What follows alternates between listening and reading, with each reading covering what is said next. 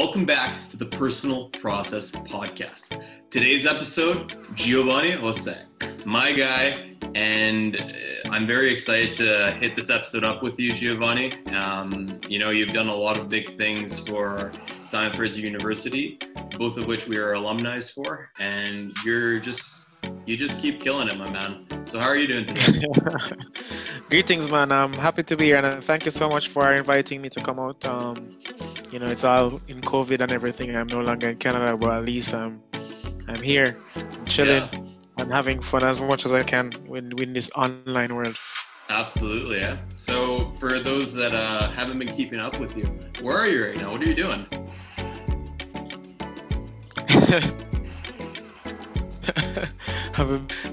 All right, so since graduating in June, yep. I was in Vancouver until September. My visa and everything kind of got through, and as you know, I got my a return offer to Microsoft, working at Microsoft as a software engineer last year. In the summer, I did an internship there during my time at SFSS as well, and then now I'm here in Bellevue on the second night of election, just here chilling. How's that going? So yeah, I'm in Bellevue, Washington. It's alright. It's pretty calm. I'm happy that people keeping level-headed and recognizing that it's a process, especially with the unprecedented amount of mailing bags of this whole cycle.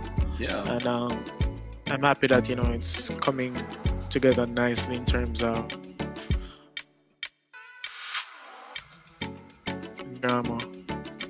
Yeah, no, for sure. So we got where you are now, which is really nice. But we can't see just the metal before we see the hard work.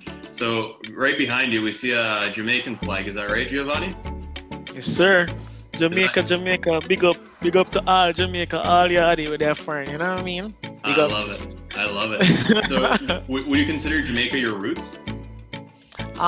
Jamaica is so important to my life and to a lot of Jamaicans' lives out there. It's where we get our culture, it's where we get our roots, it's where we get our consciousness.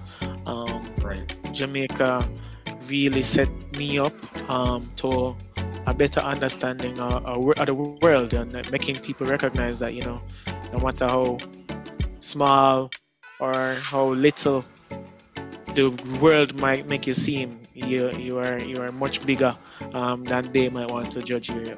As in Jamaica, we have a term called, or a phrase called, "We're little but we're talawa," and I think that's very important. It means you're small but you have big impact.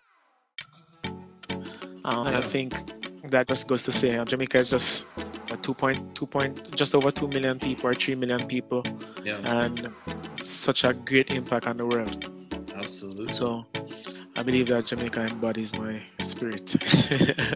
Yeah, and I think and we're gonna get into this because you just your story and your passion for life in general it's you don't get that. You really don't. I think, to be honest, I'm not sure exactly how we met, but I honestly think one day I was just passing by you and I hear from out of nowhere, "Wagwan, bruv!" And and at first I'm just I have no idea what Wagwan means, and I'm just like, who is this guy? What does he want? And then just the nicest smile on his face, and happy to call you a great friend, man. It's been a pleasure getting to know you, seeing the accomplishments you kind of persevered in life, and just going back to that statement, doesn't matter. And I'm sorry if I'm butchering it a little bit, so feel free to correct me, but it doesn't matter how small you are, you can make a big impact. I think we'll get into the movements a little bit after that you started and you initiated, but a lot of people weren't with you at the beginning. You were fighting against the machine, so to speak, but you still pushed through, you still persevered, and sometimes on 2 hours of sleep, but with the tenacity and vigor of someone who's preparing for war. So I guess let's continue a little bit about Jamaica. So you're mentioning all of this culture and all of this impact that it had on your life. Can you describe how that culture is kind of transmitted? Is it through meeting? Is it through, just like growing up? Do you mind talking a little bit about that? I would say it's a energy, it's a vibe. We always talk in the Caribbean as a whole, it's a vibes.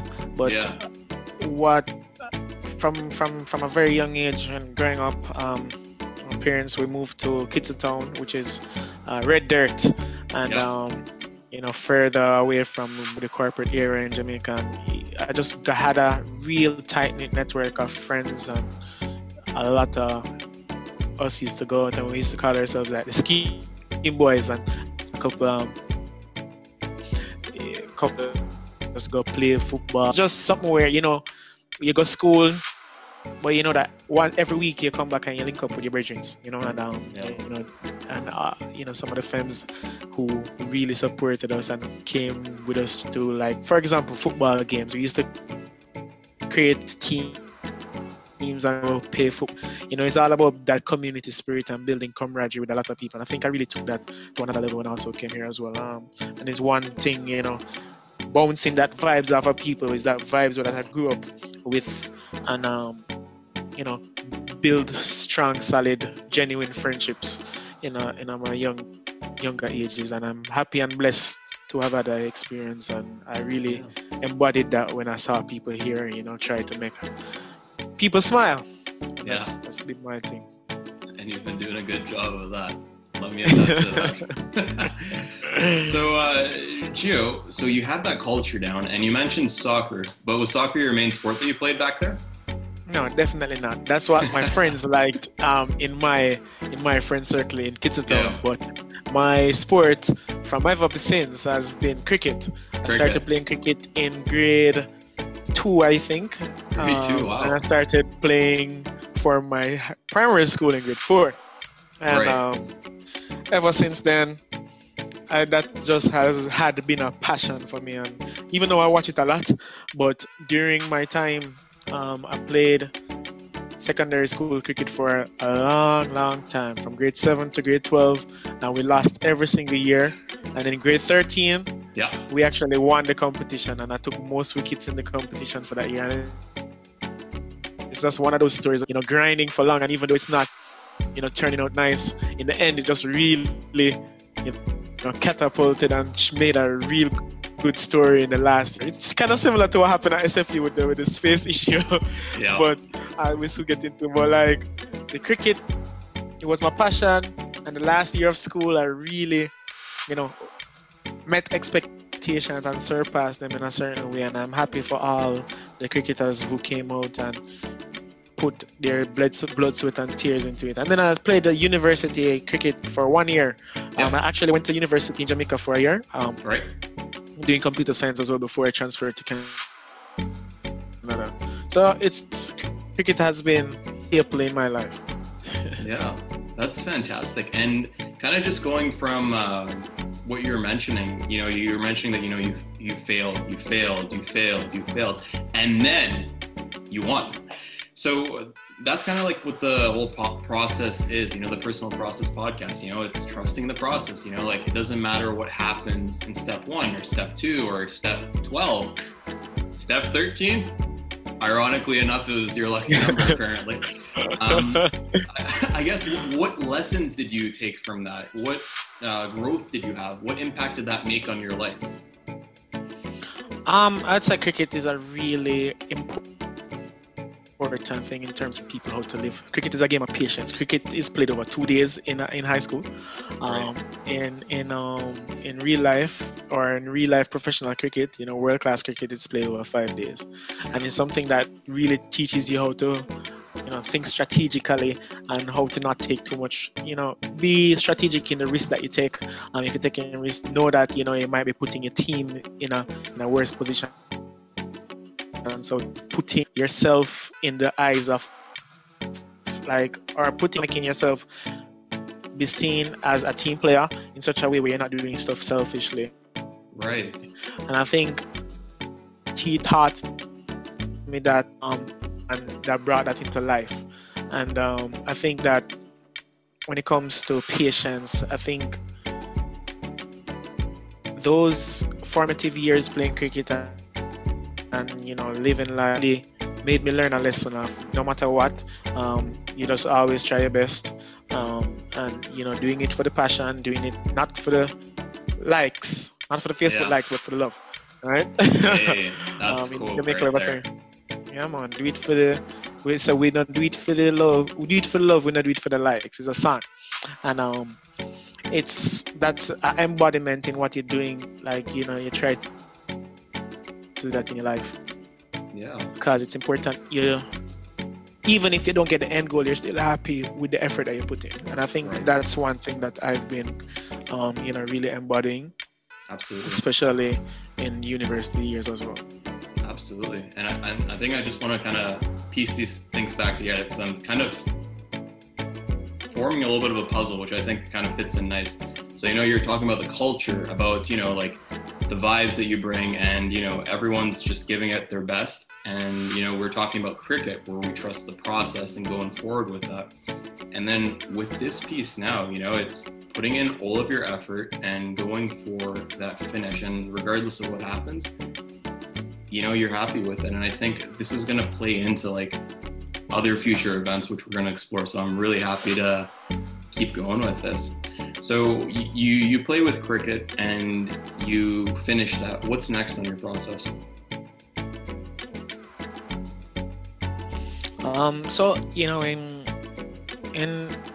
Right after high school, I went to university to study computer science. My computer science was that it's not something that I really love, but I think that based on where the world and technology is going, I think it would be opportune to learn some of the skills around what's happening in 21st century.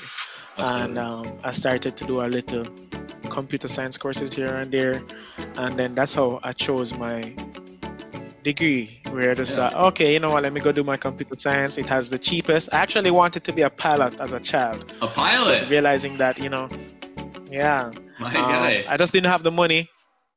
And I said that, the best way, when I look at the statistics, I was like, how I did my thing was very meticulous. I'll search it up and say, okay, it looked like it take 8 years to be a doctor, and I don't like bio. It take X amount of time to be a lawyer, and it's not that much money. But then I saw this thing called computer science and programming, and I saw 100,000 and 4-year degree. I was like, oh, that's all I need to do? Well, at the time it was a 3-year degree. So I said, okay, that's my degree that I'm going to take, because it seems as if it's the minimal amount of work, labor that it takes, but the maximum results. And that's what I saw. And you can make a lot of impact as well. And I think that's exactly why I chose that degree. And that was the next step after I was playing cricket at the same time in that first year, but that was the next step in terms of like my career trajectory, because I thought that could open up a lot of doors for me. Absolutely. Yeah.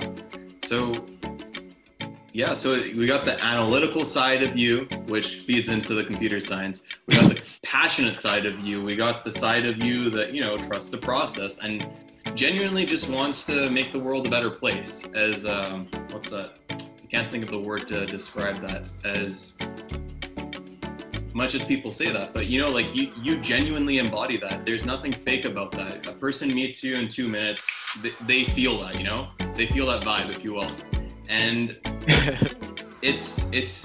and I'm reiterating these things because once Gio goes into the stories that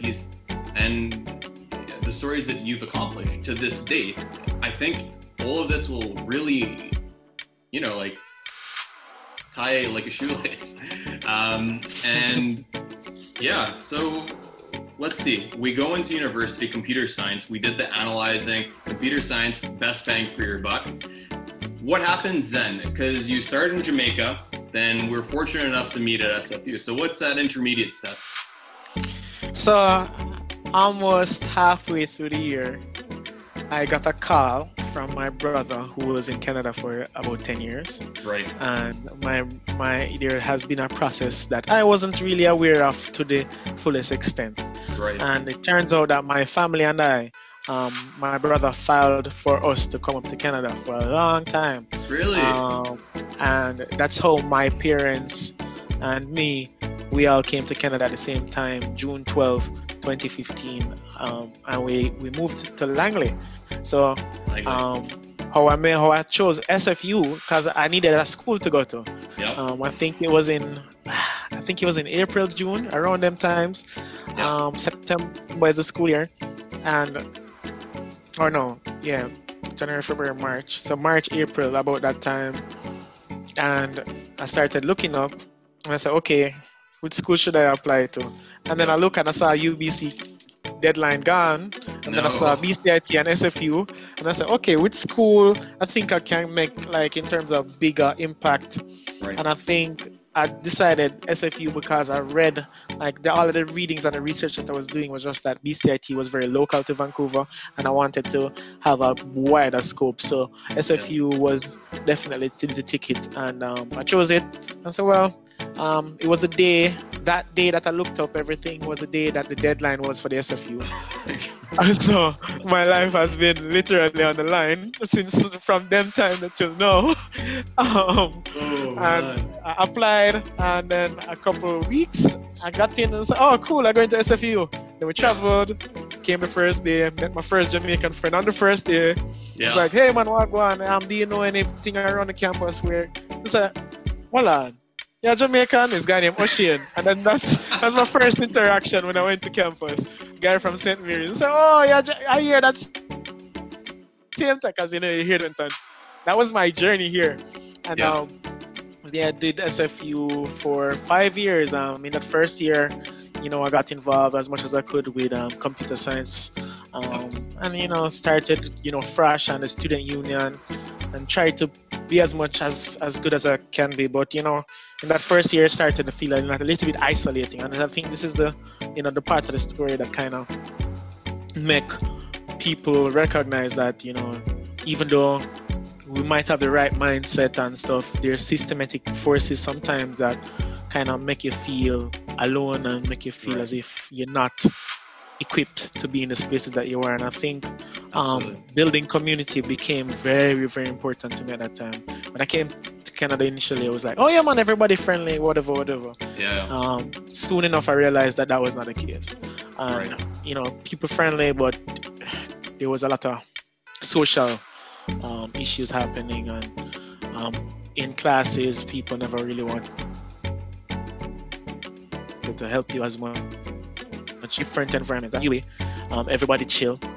UWE was the party central of Jamaica. So, and this is the same people in computer science that was like running the parties, and like there was no nerd stereotype.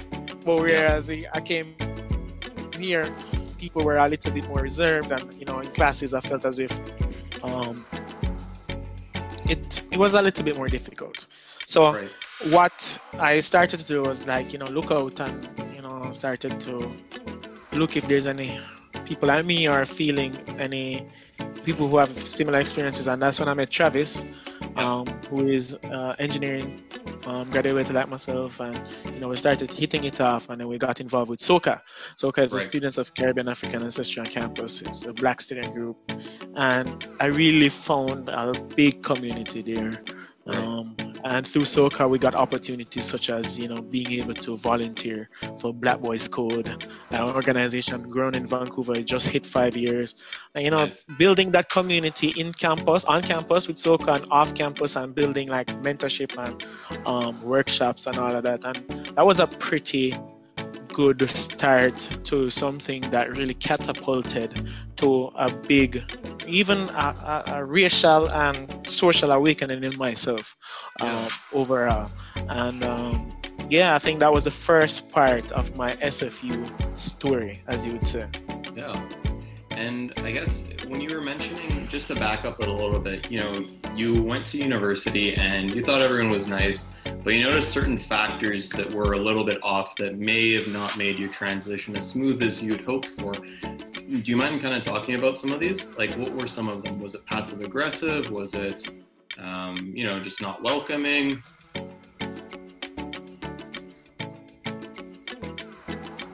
Yeah, so me and others had, countless conversations around some of the experiences that, we kind of went through. It's a language of how people speak about, black folks in the States when watching TV and stuff like that. In that time, there was a lot of police shootings and a lot of unrest, racial unrest that's happening, and I found that space that I was in was not very aware of the context of real life black folks lived experiences, and I find that comments were made, n-words were being thrown around, that really made the space just uncomfortable, and I had to go somewhere else, because that's something that you kind of really dampens your spirit, even when you're trying to be the spirit in that space. And I have other folks who have had similar experiences, English folks who said that people were rationalizing if colonialism was good in Canada and stuff like that in those same spaces. So I think that, plus me building community, also gave me a better awareness of the issues around the world, because like into school I felt more like everybody good, everything happening, individualism. You can even though I had community mandate and background, I also had the flawed narrative that meritocracy is everything, and I think that a lot of the time it's a missing conscious society as a whole, where a lot of opportunities that are for people if you have more resources. That those over time I learned that more and more because of my experiences that I've had, and I think it's important that even when you don't have experiences, you can start recognizing these stuff, and that consciousness really came up during those formative years at SFU. Absolutely. So Sergio, do you mind just repeating that last a little bit? I think he was cutting out near the end over there with regards to the formative identity, and go ahead. Yeah, I was just saying that, those formative years of SFU is when I was able to build that consciousness of recognizing that, wider scale systemic issues have a much bigger role than, the individual meritocracy that, society tries to tell us. Yeah. And that's a very important thing, right? Because, they usually say, America's the land of the free, put in the work, get the result.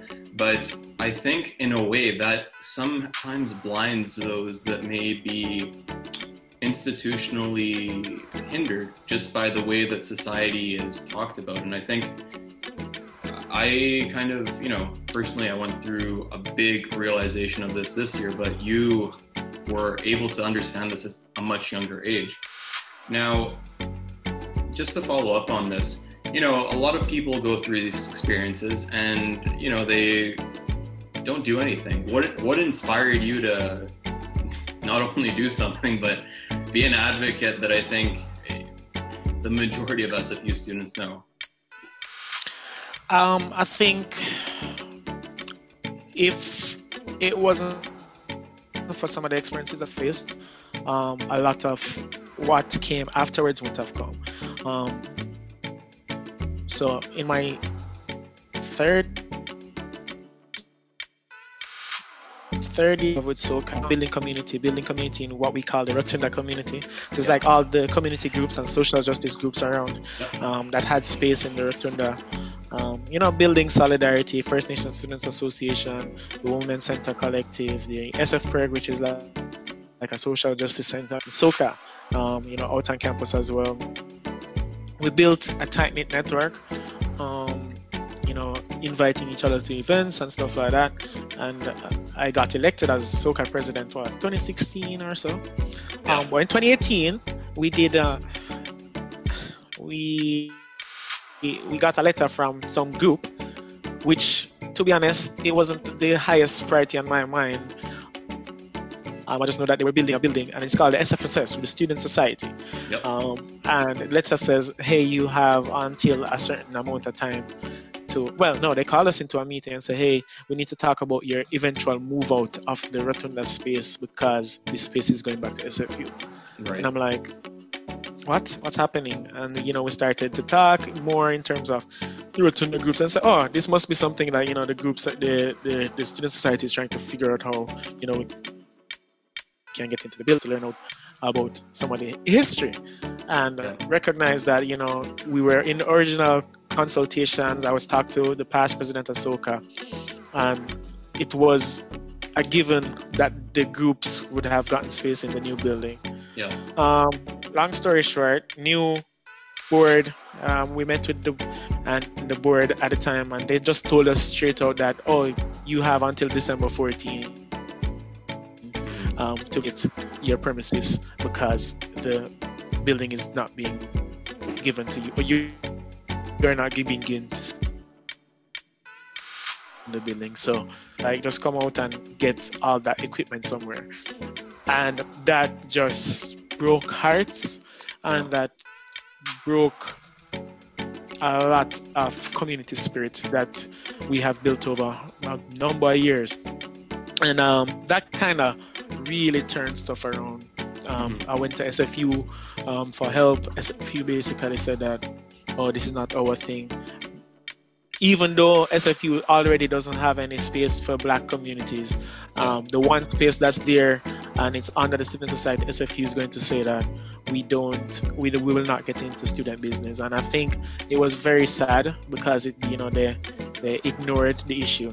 In any case, the groups decided that we will still fight because this can't just happen. And we started to launch a petition, get hundreds signatures, or thousands I should say, and we did media, we talked to the media, and it was just very heartbreaking. But essentially what happened in the following year was magic. We galvanized enough support to win a couple seats on the SFSS itself, and this is not something that I usually see a lot of the times, especially when groups who don't usually run in these things because it's a very exclusionary space start to actually do it. And we got 4 to 5 people who believe in what we believed in elected to the board. And I was just say that was just a very stressful year, but a year that kind of gave me the platform to share what was happening on campus, and that catapulted us in a way where it wasn't for that, I have had attention to the issues to the extent where students started to support us. And in the end, students supported us and condemned the board, which I was the president of, but had in a minority on that board. The board wasn't changing their mind, but the students condemned them, and then in the end, the people who were opposing the groups caved in that. Okay, and must be heard. Right. Yeah, and just to reiterate, so Giovanni was the past president of SOCA, which is the Students of Caribbean and African Ancestry, and then he ran for the Simon Fraser Student Society, which is the largest student governing body of SFU, represents over 26,000 students over 3 campuses, which are located in 3 different cities. So essentially, you were faced with an issue, and you use what you learned before. Doesn't matter if one person says no. In this case, SFU, you're gonna still push through. Doesn't matter if you're a few versus a lot, you're still gonna push through. And exactly what you mentioned, usually with these student society, what ends up happening is the incumbents usually form a slate or a political party, and they come in. And what ended up happening in your year, which was very interesting, is you guys got a lot of movement in your direction. You guys actually campaigned, and what was shown in, at least the what I remember, there was a lot of spirit. Before campaigns would usually just be, hey, vote for me. Yeah. And after you get that vote, people would be like, okay, well, don't talk to me anymore. I already got your support. But I just want to share this one anecdote if I can. I hope I can. One of our friends This is an anecdote to show you what kind of person Giovanni is. Wow. Okay. So long story short, Giovanni lives in between SFU, Simon Fraser University, the main campus on Burnaby, and Vancouver, somewhere in between. And my friend was headed to Vancouver, and Giovanni was on a bus with them. And I believe you approached him, hey man, how's it going? Why go on? You know, just your bright self. And just started chatting. Now, my friend, who's actually been a guest on our show, Jordan Skripnik, you know, was just challenging him. You know, he's very data-driven, analytical, and, you know, he likes his little debate. And he was questioning him, little minor points. Now, I wasn't there, but from what I hear, this debate went on for, I don't know, 2 hours. And my friend was about to get off, Jordan, and Jordan was mentioning, hey, so where are you going? And then Giovanni mentioned, yeah, it was like 10 stops back there. So, you know, like, that's who you are. You went above and beyond, you know, like 30 minutes out of your way just to make your points known. You know, a lot of people would have just been like, you know, especially people running for these positions, most of them would have been like, you know, it's just one vote, let me go away. But for you, it wasn't just a vote, it was a person, it was someone that, you know, actually wants to know about it. Like, I think that's why I have so much respect for you, Giovanni. You know, you're not just someone who says, you know, this isn't right. You go after it and you show it like 100%, and that keeps coming back to your, you know, past. You know, even with this conversation with Jordan, failed once, still keeps coaching. Darn it, I don't go further. But you know, you persevere and you get it, and you know, you're just one person, but you're making that difference. And he's just one person, but he's that important to you. You know, it's really something to be commendable, and it's something that I think I wish society had more. Now, that was a solid little boost on you, but you know, you deserve it. So let's keep going. So you become the president of the Simon Fraser Student Society, and you've campaigned, you've garnered your support. What happens next? What are some big things that you realized? Let's go actually big things that you've done when you were there, and then we'll talk about the realizations, the lessons learned, the struggles. Yeah, and I think some of the most important things that I realized was to have people speaking up on the issues that they really, really care about. So around this time that I was fighting for, you know, space and against eviction by the student society, there were a lot of people talking about like financial duress that they were finding. And a group of organizers from the Left Alternative, which is my exposure to like leftist politics on campus, as well as SFPERG and the TSSU, which is the Graduate Workers Union, and you know, they have undergrad members as well, but it's the TAs and session halls. They started a movement. We started a campaign called the Tuition Freeze Now. And I think that really made me understand the political landscape of underfunding that happens when it comes to post-secondary education. And the universities have turned to international students and putting the financial burden on international students as well as the domestic students to fill the shortfall of lack of funding or lack of prioritizing of post-secondary education in this land in Canada. And I think it was very, very important to, you know, put those issues right out there, you know. And I think that's where a lot of support came, and through that, one of the biggest accomplishments is just bringing these issues out there. The SFSS had never really pushed back against tuition in the way that we try to push, and putting it on the radar of students has really galvanized students in such a way that they started to oppose things that have never been seen before. For example, just a couple months ago, I know that there was an AGM where all the students came together and condemned the university. 2 years ago, this would never have been seen. And I think I planted a lot of those seeds of activism within the students, and of like, you know, willing to shift against the status quo. And when it comes to indigenous sovereignty or Black student rights or standing up for more marginalized students on campus, that lens was never put in the landscape of the student society. And I think we've gotten some big wins because of those radical positions that we've taken, where the students, or even just SFSS as a whole, kind of took their middle ground, which was pretty big improvement on what was there before. For example, we finally have a staffed FNSA coordinator at the SFSS, or even when it comes to student loans, pushing the government to put 0% interest student loans is a huge win when it came to the provincial government. And then as it came down into the last, COVID came right in the last of our term, and we said, we need to put money in the hands of students. And I know that before having these voices at the table, there would never have been a motion at the SFSS to put $150,000 back into the hands of students. Yep. The SFSS has been running like a corporate agency for year over year, running surpluses as if it's some business. And I think it was important to redistribute it to the people who need it the most. Mm-hmm. And I think that's the more type of service-oriented advocacy, activism style SFSS that I played a huge part in, bringing new voices in to the dialogue.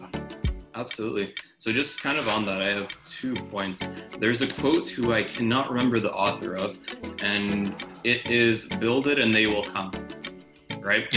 And oftentimes this is used for, like, for example, you want, people at a baseball game. I think this is how it was originally, but don't quote me on this. Build a baseball field in like a corn maze and cut down the corns in the corn maze, and people will come and watch a game, But I think also, a lot of people are afraid, a lot of people are unsure. And it's hard being that first voice, especially when there's a status quo and everyone does as such. And you really took that grain and did a 360, which would put it the same place. So we'll do a 360 plus another one. So what would that be? 520? I don't know, 540, 540. Anyways, math is probably not the best freestyle when I'm running off a low amount of sleep, but you get my drift, right? You flipped that completely. And, it's easy to say that you advocated it and did this, but what was it like advocating against this position? And kind of just run us through, student groups, students, professors, TAs, and even senior admin. Can you just kind of go through that with us? Yeah, I think at first whenever I speak, I want to speak about like the student experience, especially students. I found that students were a little bit resistant at first because they didn't think it was possible, or don't think anything is possible. And I think that just goes to show how much the student movement has been dwindled over the years. And in order to show a remedy to these stuff, it's important to dive that back into history and talk about what students won over the past 50 years that SFSS has been around. Oh, actually much more, some 60 odd, right?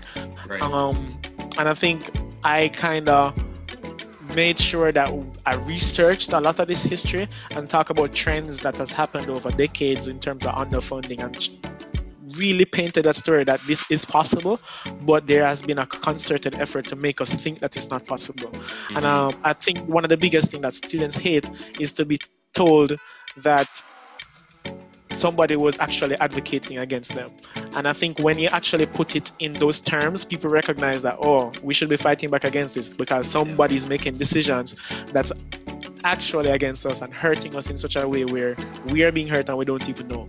And I think opening with stories of past wins and past movements, and in the 1990s we had a tuition freeze for 3 years. So a tuition freeze in 2020 is much overdue, long overdue. Absolutely. And I think with making people recognize those things was a big strong point in talking to students. When it comes to faculty, a lot of faculty have their issues. A lot of faculty are being underpaid. A lot of faculty are not recognizing how much it is with the students. So I have solidarity with some of the workers, because faculty members are workers as much as it is. Building solidarity between students and workers was very important. And I think while a lot of them were resistant, they started to understand the plight of students in a much better way. And that gave me an avenue to to start having some of the more progressive faculty members speaking up in their, in their caucuses. And when it comes to admin, I believe that admin is there to, squash these movements. And I think it's important to work with, students, student groups, faculty, and, graduate workers together to build coalitions. And I think that's what we've seen this year, where they created a COVID-19 coalition to fight back for, asynchronous learning or better learning opportunities. And I think, those were some of the better examples of how you can turn people in, allies, but also I'll name 4 groups, and 3 out of the 4 are people who agree with you already. So I don't think it's a huge problem, but they have to know that they agree with you. For sure. And that's the educational piece. Yeah. So just to reiterate, because it was cutting off. So, the staff are with you, the students are with you, student groups are with you, but just the admins are kind of, it's kind of their job. Like, you should work together, but at the end of the day, they need to kind of figure out how to solidify their business. But what you're kind of getting at is we should all work together and, convince the government to help us out, because we are all a team, and even with the government we are, but we need to come as a united front, as a unit, and kind of go forward. So I guess, let's use some of the vibes that we were talking about in the beginning and be hopeful that this reaches a member in the government, whether in BC, in the US, and we actually have listeners from New Zealand too, which is pretty cool. And it gets into some of their heads. A lot of people say it's too hard. A lot of people say it won't happen. And, that ends up, figuratively punching your motivation to go forward with this. If you could give the top leaders that would be able to increase the funding for education, what would you say? I would love to speak directly to the people who are being hurt by a lot of the changes that are being made by the folks, and speak to them and say, speak up, make people know your plight, because there's more of us that they will ever be the decision makers. When it comes to the decision makers, I say to them, you need to start listening to the people who are speaking up, because essentially there's a lot of power in those small amount of votes that you have, and don't sell yourself out for votes. Yeah. Don't sell yourself for the money that you get. Work for the people who elected you, and the way how you really make impact is by making impact on the lives of people. And if you're not doing that, then you're going to hell, I guess.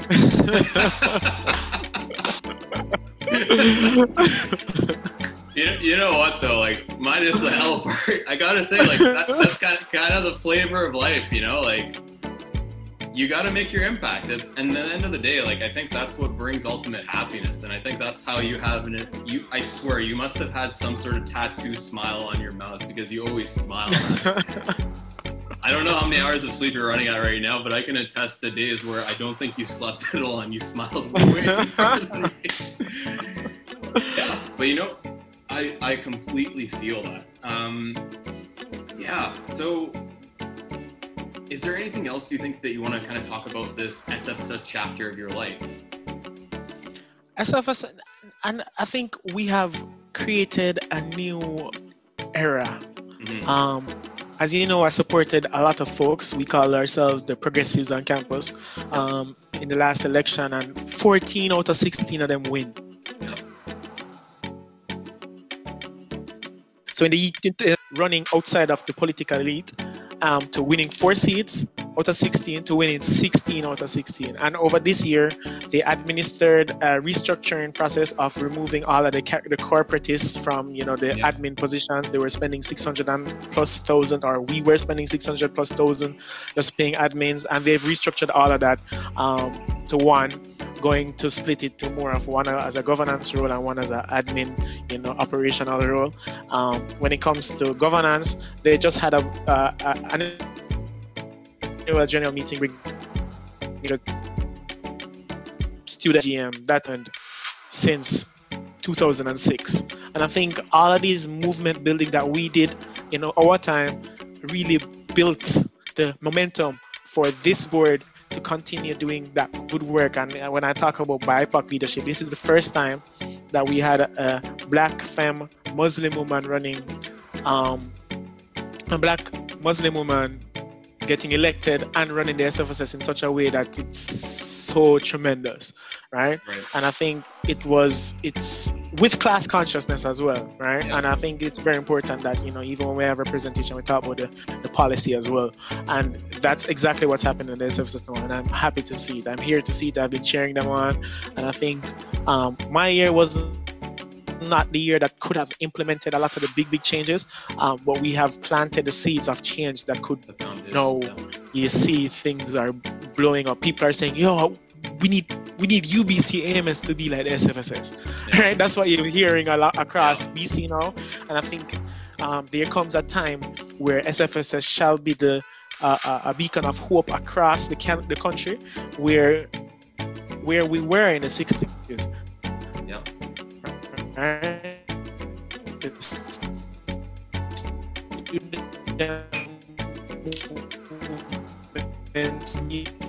Boost from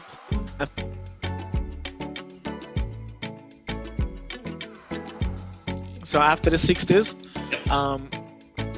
there was a lot of activism from SFU, and I think it's just coming full circle. Yeah, no, for sure. And I think just a little while back, I don't want to cut you off because you're giving a lot, but you're mentioning that, you know, like once this new president comes in, she kind of switched the whole deal. Before there was pretty much very little progressives, but, you know, you planted the seeds. You know, I'm going to make this terrible analogy of you know, turned on the fryer and got the fries ready to throw in, you know. You know, like, you set all this up, but then now, like, SFU is really seeing that, like, these changes can happen, and you're just kind of, you know, you're happy to see that as someone who's came to university and, you know, might have not had the best experience. And, you know, it doesn't necessarily directly have to be you doing the thing, but you're happy that, you know, you took one step forward, and then that one step inspired, kind of like the digits of my hand, many other people to go in the same direction. You know, you took the path less traveled by, as our friend, I believe Robert Frost, I'm butchering that, I'm probably gonna get slaughtered, took, and now you've made that path, and now everyone can see it and go through it. And who knows, before you know it, maybe that path goes much higher than the original path that was the preconceived notion of the status quo. And yeah, man, it's just really commendable. For those that don't know, like, going into something and putting your face out there and putting a view that may not resonate with everyone it's tough. It's hard on you mentally, it's hard on you physically, it's hard on you emotionally. It really goes the full circuit, and to see the changes that Gio's made, it really inspires me. Regardless of whatever stance anyone has, I think everyone can agree, and should, in my opinion, that, you know, the strength and tenacity that you've portrayed is just, I can't say anything else other than commendable. You know, it's something that inspired a lot of other people to do what they do now. And who knows, you never know what one action does to the next. And, you know, that goes back to the vibes, you know, that goes back to the culture, that goes back to the upbringing, that goes back to the fact that, you know, you struggle, and then you hit it. And it doesn't necessarily have to be you. In cricket, you learn that it's not just about you, it's how the team works. You know, you supported them, and your team now got the goal. Doesn't matter that you didn't get the goal, your team still won, and is continuing to go that route, right? And I think, you know, this is kind of why I was trying to reiterate all these points. You know, everything in life is a lesson. The struggles, the hardships, the wins, the cheers, the cries, the tears. And, you know, this is just one part of your journey. And how old are you right now, Gio? 25, I think. 25, I think. I fit that age too, where I forget my age. Yeah. You know, you're only 25 years old. You're only 25 years old. And also, just for the viewers watching on YouTube, if you see that beautiful poster right beside the Jamaican flag, that's my guy's poster over there for running for election. And Yeah, it's honestly, I'm really happy with what you've shown people, and regardless of political view, just that if you believe in something, go for it. Yeah, so I think that sums it up pretty nice. Is there anything else that you think you want to add in for the SFSS? No, I think that's it for the SFSS. I think just, keep. I think one thing we did was, bring certain voices there, but now it's about expanding. So, these changes that are being made now to make the board not just 16 people anymore, but 40, 50, 60 people from all different aspects of people on campus, or different student groups, all having a say at the table, is one of the most democratic that has happened for a long while. While you have a smaller exec. So these are huge changes that are being made, and I'm happy for that. But yeah, I think that was a good chapter of my life, and I'm just happy to support them. Absolutely, man. So what happens after that success? What happens then? Was that when COVID hit? Yeah, so COVID hit right at the end of my term, right after the newly elected folks got elected, and I started to organize with the Black MBC Mutual Aid. For COVID, we raised $160,000 and distributed $90,000 so far. And really trying to, because Black folks have been disproportionately hit by the impacts of COVID, financially, socially, and health-wise. And I think it was important to be a part of that, to try and raise funds as much as I can. Since I moved, I've not been involved anymore, but it was a very important thing to do right after graduating. And then I also got much more involved with Black Boys Code again. I ran 4 workshops over the summer. I wanted to go all over the world in the summer, but I couldn't because of COVID. So that was my calm down. My calming down was doing a lot of work in the community, which was good. So, I got a month to I used August to just de-stress as well. Saw my partner, just lived with her for a month basically, which was good. And then I moved to Seattle on September 11, and I started work on September 14. Got everything within 3 days. So. How was that like? Yeah, Seattle is nice. Or Bellevue, I'm in Bellevue, but the area is nice. It's pretty similar to Vancouver. Onboarding has to be challenging because it's all online. But my teammates have been really helpful and really open to having phone calls and talking, because I think everybody recognized how hard it would be to onboard in the midst of a pandemic. And I have to give a shout out to the leader of the team, who's really giving a lot of support. Daniel has really been good in helping everybody on board or feel good about not being around. Shout out to Daniel. So yeah, man. But so right now you're at Microsoft, right? Yeah. So how does that feel? Because I'm personally, I'm a science student, so doctor is probably the end goal for me, and that's kind of what I've reflected on and seeing that. And I think for a lot of software students, computer science students, the end goal is a big tech firm, Facebook, Uber, Microsoft, all those big names. And you got it right out of the get-go. You had a vision when you were when you just graduated from high school. You went to computer science in Jamaica, and you're like, 4 years, 100K, sounds good. I'll do it. And you get it right out of the get-go, and these aren't easy competitions. So how do you feel? How was the process of actually, getting that offer, getting that seat, getting the letter to say you're in? Yeah, I think one thing I did really well over the course, and I think it's very important to talk about that part, but the schooling and the academia is fine, but I thought that doing co-ops was very, very important. So I had built a very good LinkedIn presence, because I'm not the smartest guy around. I'm not as you know, I did a lot of stuff at school, so my grades weren't to the T. My GPA was not over 3. So I built up a lot of presence online. I did a lot of practicing for coding interviews, and started to try and really get co-ops and kind of mentor other people to get co-ops as well. So I got my first co-op in 2017 at SAP in Vancouver, and in 2019 I did the co-op at Microsoft. And through there is when I got my return offer. But like, you know, fun fact is I never even applied for Microsoft. I applied. So how does that work? I applied after. But like, so 2018, I was grinding hard for a tech company. I really wanted to work at a company in the summer of 2018.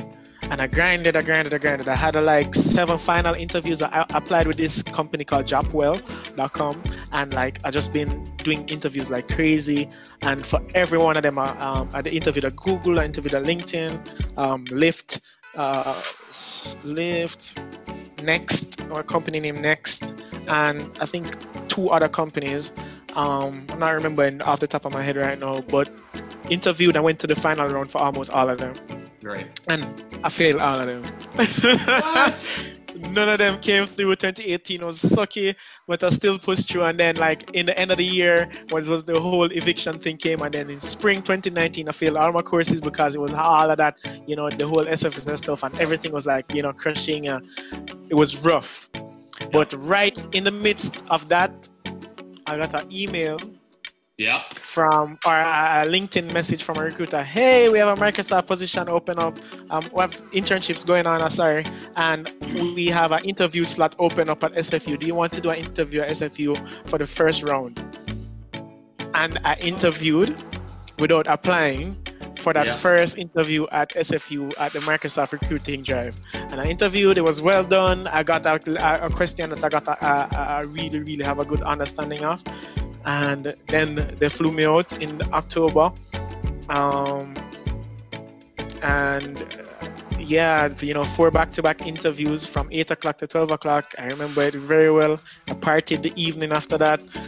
And then I came back to Vancouver, and 2 days I had an offer in my hand. And I think that's really, you know, a good lesson in terms of, like, you know, getting some real sad times the year before, or the same year actually, because I interviewed the November 2018, October, November 2018.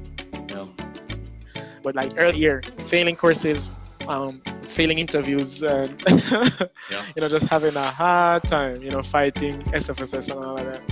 So it was pretty cool. Yeah. So that's how I got this job, because like I did well at the interview at the start of the internship. At least it's starting to be a theme, I guess. But the start of the internship, I started really slow, and I needed to, like, you know, basically at the 6 week mark, I needed to do some improvements, because like one of the first projects was just hard for me and I couldn't like get over it, so I needed extra help. And then the last 6 weeks or the last 4 weeks, I did 2 3-week projects in the last 4 weeks. And then like because of that, I killed the presentation, and then I got the return offer. So that's why I'm here. Okay. So it's like, you know, finish strong after pressure of starting slow. And then just to kind of put it into perspective, so not only did you have these projects, but did you do something else in the meantime during the internship? During the internship, you know, there were a couple events that were happening, like, you know, International Day and, you know, Intern Day, and you know, you go and dance. There was this whole Jamaica thing too. I brought the Jamaica flag, and we started making everybody dance. So you can go and look on Instagram. It's like the whole like batch, the whole intern coordinator for all hundreds of interns that was there dancing. And that's kind of cool. And you know, volunteering here and there with other things that they have out here, like Blacks at Microsoft. Yeah. Just a little side thing. If you ever want your party to go fantastic, invite this guy. You don't need a DJ. You don't need anything. Just give this guy a table, start group. Everyone's going to have an A+ time. Oh, man. Yeah, it's just, you know, it's just such a fantastic story, you know? And your story just fits in such a nice puzzle. I don't know if you kind of see like what pieces I'm throwing into, but like, you know, it's just the hardship, you know, it's the culture, it's your upbringing, and it's the advocacy. And I think, you know, a lot of people go through hardship, and some go into painful coping mechanisms, whether it's drugs or, you know, just watching TV to get rid of it, or playing video games obsessively to get rid of it. But one thing that I just want our viewers and listeners to pay note to is you use that energy, you know, you use your energy of hurt to drive yourself forward, you know? And I think it's sometimes just not even considered, because it is a little bit harder. But, you know, when pain hits us in life, it's, what do we do with it? We can go exercise, we can go, you know, change the world through advocacy, or we can do things that aren't good for us. And we know it's not good for us, but it's easier. And I just want you guys all to know, whether you're at a good place in your life or a bad place in your life, this is one medium that you can use. And you can even express yourself through poetry or music or dance, as my guy likes to do, you know? Yeah, so I think all of those points are very big. And I think we've hit a very encapsulating picture. So I guess just a couple kind of little things to summarize, not summarize, but going forward, what's your plan? You know, like, what's your vision? What's your hopes? What are you feeling? What's your vibes, bro? You know, it's all about impact. You know, I'm here to continue to try and make impact as best as I can. And, the story will go up and down. You have ups and downs here and there. Currently, I'm in a down, maybe. You know, challenging projects. Hard time onboarding, being alone at home, but you know, having people around, or, you know, online, creating new avenues of, you know, working with people. I use this app called GatherTown that, you know, it's like you're a character, and if you go up to a person, you see their video comes up, and then you can run away from them if you want to stop talking to them. So those are kind of cool stuff that I try to do to keep myself upbeat. Have you run away from someone yet? Yes, I go up to my partner and I run from her sometimes. So, all right, no more. Giovanni, she's amazing. But yeah, it's a bit like going forward, you know, it's just having all of that into perspective and recognizing the stuff that's happening around, and, you know, pulling voice to that. I don't want to be the person that you hear, you know, get a job and then forget about the importance of, you know, advocating for certain changes. And I've been making my voice very, very clear on those, in the same issues, and I think there's room to do that even here at a company as well, because Microsoft have so many employees, and that's a network of people that you can really start to, you know, galvanize and make people recognize that, you know, there's stuff in the world that needs to be fixed. And whichever capacity I'm in here, if it's senior leadership in a couple of years or 10 years or 15, whichever, I'll be trying to drive impact here as well. That's fantastic. Gio, I think, other than just like a final, you know, message to the viewers, whoever's listening to this, if you want to inspire them, if you want whatever you want anyone to know, what would you say? And that's a very big question, and I'm putting this on the spot, so, you know, just putting that out there. I always say, just, you know, don't be afraid to build community and advocate for what you want, right? Feel free to link up and sync up. Link up, sync up. There you go. You know, your computer science major. Jamaican and computer science major. There you go. Love it, Gio. So, Giovanni HoSang, thank you so much, sir, for being with us today. I am super glad we did this. You know, I really felt connected with you throughout this, and I really hope it's going to change people's thoughts on what they can do, you know, to realize that if you don't hit it once, twice, 12, the 13th time will work for you, right? Well, from 7 to 13, yeah. What's that? 7 times. Yeah. 7 times the number. Yeah, you know, and, you know, like, that's huge. Anyways, my friend, thank you very much. And to the viewers of the Personal Process Podcast, or the listeners, because we've actually gone on YouTube now. Thank you for listening. Thank you for watching, and stay tuned. Personal Process Podcast out.